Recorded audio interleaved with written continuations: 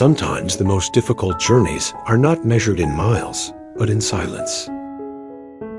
Lily learned this the moment she arrived in Japan. She had moved with her husband for work, believing, as many do, that effort and patience would naturally lead to belonging. Yet the reality unfolded differently.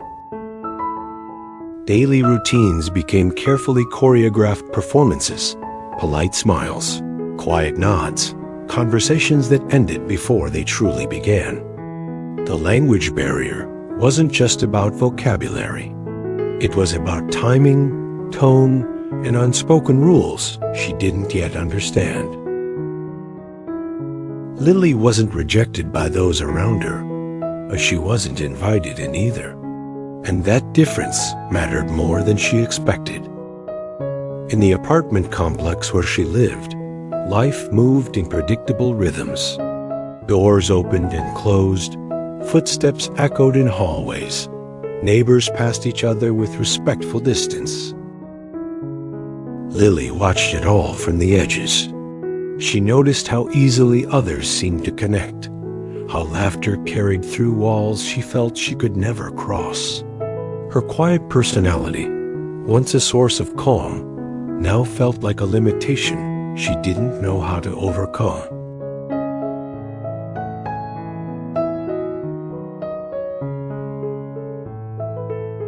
At home, she told herself this was temporary, that adaptation takes time, that discomfort is part of growth. These thoughts were reasonable, even healthy, yet they didn't erase the loneliness that crept in during long afternoons, or the self-doubt that appeared when she rehearsed simple phrases before leaving the apartment. She wasn't unhappy, not exactly, but she felt invisible. And invisibility has a way of reshaping how people see themselves. What makes Lily's experience relatable isn't the move itself, but the internal negotiation it created. How much should one change to fit in? When does patience become self-erasure? These questions didn't arrive dramatically.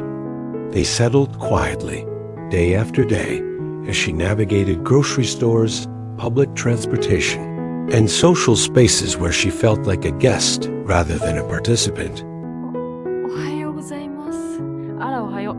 今日は何のゴミの日だか分かってる？ペットボトルの日ですよね。ちょっと、これ、プラスチックのキャップ外してないじゃない。やだ、そんなことも知らないの？ちょっと、勘弁してよね。今日はこのゴミの日じゃないの。ねえ。知らせないの？そんな、ここは日本よ。あなたの国とは文化が違うのよ。そうよ、そうよ。外国人だからって同情しないんだからね。もう。だとしてよ、もう。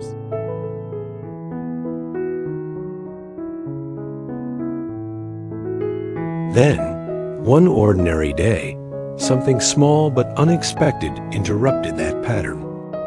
In the hallway of her building, she crossed paths with a neighbor she had seen before, but never spoken to. His name was Kenji.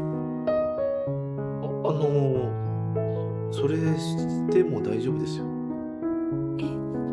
でも今ダメって言われました。あの人たち嫌がらせで嘘ついたんですよ。日本にそんな文化ありません。だからそのまま捨てちゃって大丈夫ですよ。おお、助かりました。ありがとうございます。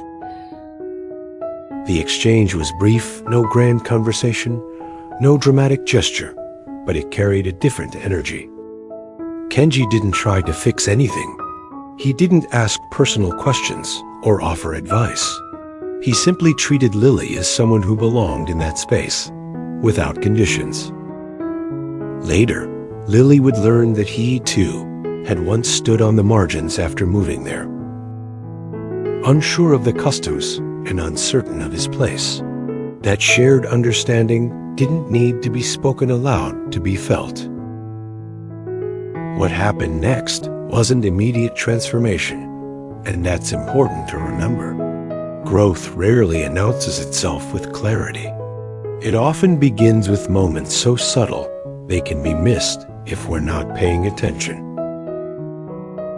For Lily, this was one of those moments.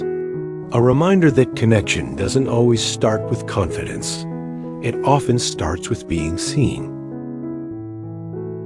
This story isn't about dramatic change or sudden happiness. It's about how environments shape people and how kindness, when offered without expectation, can quietly restore something essential.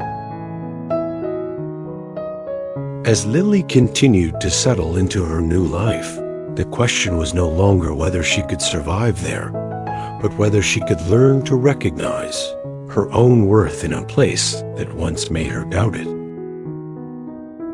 Over the following weeks, Lily began noticing Kenji in small, ordinary ways. A polite greeting near the elevator, a short exchange about the weather, a moment of shared silence that felt comfortable rather than awkward. These interactions were never intrusive. Kenji never pushed for closeness, never assumed familiarity. Instead, he allowed each moment to exist naturally, as if giving Lily the space to decide how much of herself she wanted to bring forward. When Lily felt that familiar pressure rising, the urge to retreat, to withdraw, Kenji happened to be there, not as a savior, but as a quiet presence. Finally, she heard the right words. He nodded encouragingly, as if to say, "Take your time." No one was in a hurry with her. That moment lingered in her mind longer than anything else. Kenji's quiet empathy helped Lily realize her struggle wasn't failure, but growth.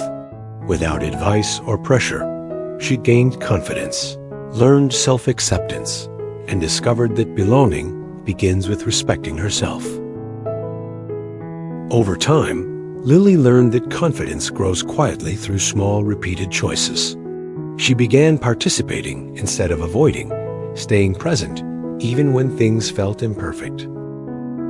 Kenji's steady, pressure-free presence helped her feel accepted without being judged. Lily realized she didn't need to change who she was, only trust herself. Through patience and self-acceptance, she reclaimed a calm, lasting sense of confidence. The city stayed the same, but her perspective shifted. She no longer judged herself by how well she fit in, but by how honestly she showed up. Living abroad taught her that growth is often quiet-rooted in patience, self-respect, and staying present through uncertainty. Kenji remained part of her environment without defining her journey. His calm empathy showed how dignity and understanding can support someone without obligation. Inspired by this, Lily began offering the same kindness to others, recognizing how small gestures can ease hidden struggles. In the end, this story reminds us that loneliness is not a weakness, and kindness can be a powerful turning point in someone's life. Growth often begins with a single moment of understanding. If this message resonated with you, take a moment to reflect on your own journey, and don't forget to like, subscribe, and share this video with someone who might need a little encouragement today.